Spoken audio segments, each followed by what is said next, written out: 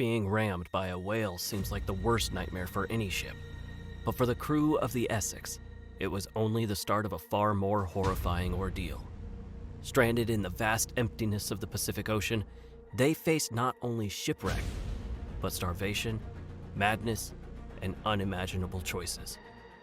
This is the true story behind Moby Dick, and it's darker than fiction ever dared to go. In the early 19th century, whaling was one of the most lucrative industries in America. Whale oil, prized for its ability to burn cleanly and brightly, was used to light lamps in homes and street lights across the world. It was the lifeblood of cities before the age of electricity, powering everything from lanterns to industrial machinery. In addition to oil, whalers sought valuable whalebone or baleen used in corsets, hoop skirts, umbrellas, and other essential fashion items of the time.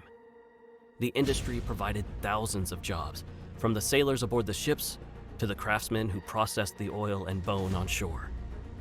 The center of this thriving enterprise was Nantucket, a small island off the coast of Massachusetts that became the world's whaling capital. Ships from Nantucket ventured as far as the Arctic and Pacific Oceans in search of sperm whales, whose oil was considered to be the highest quality. Whaling voyages often lasted years, and for those aboard, it was a brutal, dangerous lifestyle. Storms, shipwrecks, and diseases claimed the lives of countless whalers. But the rewards were immense, enough to fuel the expansion of American cities and finance the fortunes of its wealthiest families. Among the many ships to set sail from Nantucket, one was the Essex. Not particularly large at 87 feet long and weighing 238 tons, but capable of bringing back vast riches from the sea.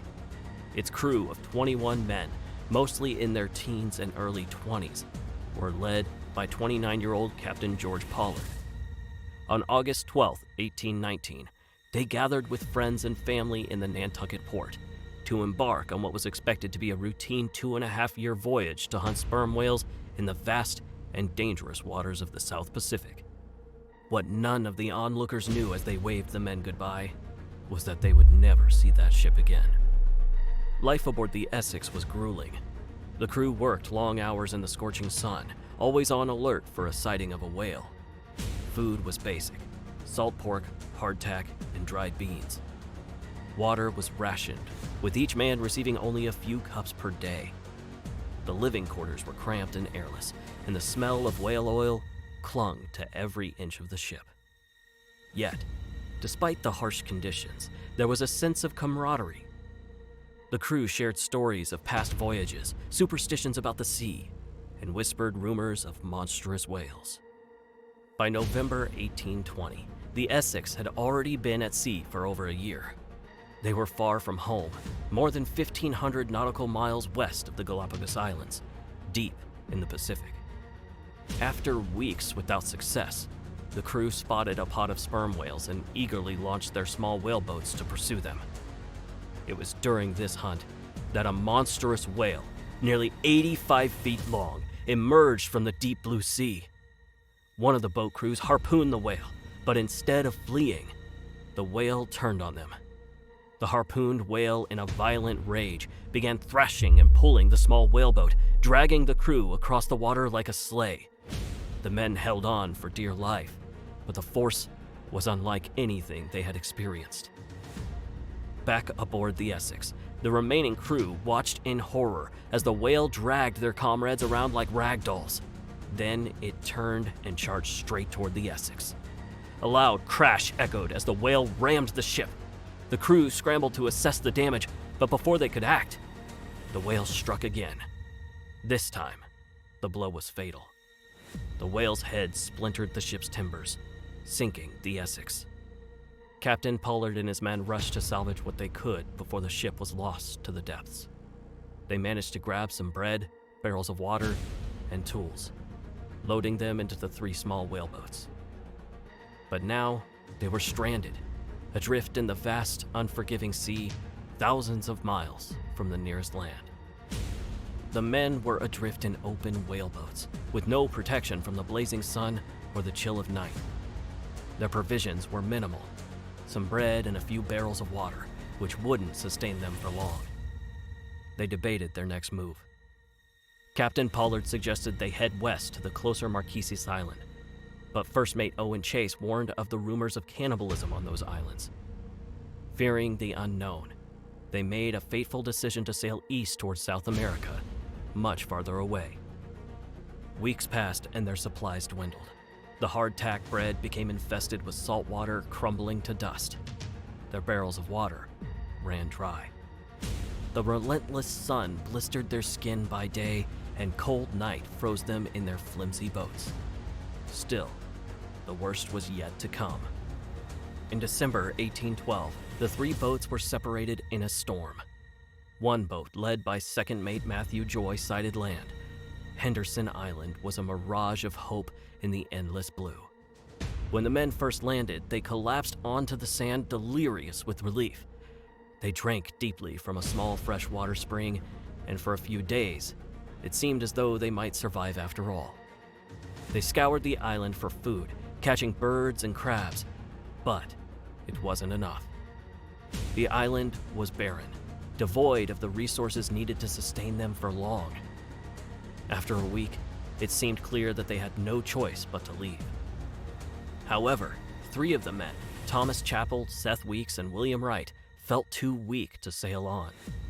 They opted to remain behind on the island, placing all hope on the others to make it back to civilization and send a miraculous rescue mission. Captain Pollard and Matthew Joy, along with their crews, set back out to sea. As they pushed their small boats back into the sea, the sense of dread returned, sharper than before. As the weeks dragged on, the situation for the remaining crew became increasingly desperate. Food was gone, and they reached the point of no return. The men had realized Joy's health quickly deteriorating, and they decided to move him to Captain Pollard's boat, leaving First Mate Owen Chase to take over on Joy's boat. But it was too late for Matthew. Shortly after being transferred, the 26-year-old died of malnutrition on January 10, 1821. A week later, Lawson Thomas succumbed to the same fate as the crew's provisions were completely exhausted. The crew was being pushed to the very edge of human endurance. Their bodies, once strong and capable, were now skeletal. Their skin stretched tight over their bones as days turned into agonizing weeks adrift at sea. Starvation gnawed at them relentlessly. Every breath felt like an effort. Every movement drained the last reserve of their strength. The saltwater sores that had formed from exposure to the elements only added to their misery, making sleep nearly impossible, and their minds began to blur the line between reality and hallucination. With no source of food, the very fate they had feared, the tales of cannibalism on the distant islands of the West, began to seem like their only option. Their deceased crewmates, whose faces they had once known, whose voices had once filled the air with camaraderie, were now their last chance for survival. The choice to consume human flesh was one that weighed heavily on them, an unbearable decision no man should have to make. In his later writings, First Mate Owen Chase would describe the moments they first ate human flesh as unnatural and repugnant. The very act turned their stomachs, yet desperation had made it a grim and an unfortunate necessity. Each bite was a reminder of how far they had fallen, a horrific choice forced upon them by the relentless cruelties of the sea. With each piece of flesh, they felt themselves slipping further from the men they had once been, becoming something unrecognizable.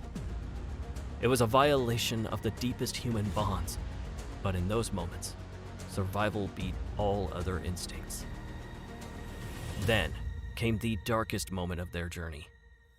The rest of the crew was still starving to death, some of the men barely retaining consciousness. So Captain Pollard's boat drew lots to decide who would be killed to sustain the rest. The man who lost was Pollard's own cousin, Owen Coffin, just 18 years old. Pollard had promised Coffin's mother before they set sail that he would protect her son. Now, he was faced with the unimaginable. Coffin accepted his fate, and with great sorrow he was killed, shot at point blank. And the men ate his body to survive. an act that would haunt Captain Pollard for the rest of his life. On February 18, 1821, after more than 3 months adrift, Owen Chase and his crew were spotted and rescued by the British ship Indian. They were emaciated, barely alive, clinging to their whaleboat, and had to be lifted onto the ship, which would bring them safely to Valparaiso. A week later, Captain Pollard's boat was also rescued near St. Mary's Island off the coast of Chile, a spot the Essex had stopped over a year before. At this point, Pollard and his only surviving crewmate, Ramsdell, were surviving by sucking on the bones of their deceased shipmates.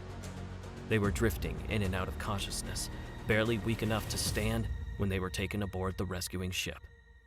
They too were brought to Valparaiso and reunited with Chase, Lawrence, and Nickerson from the other surviving boat.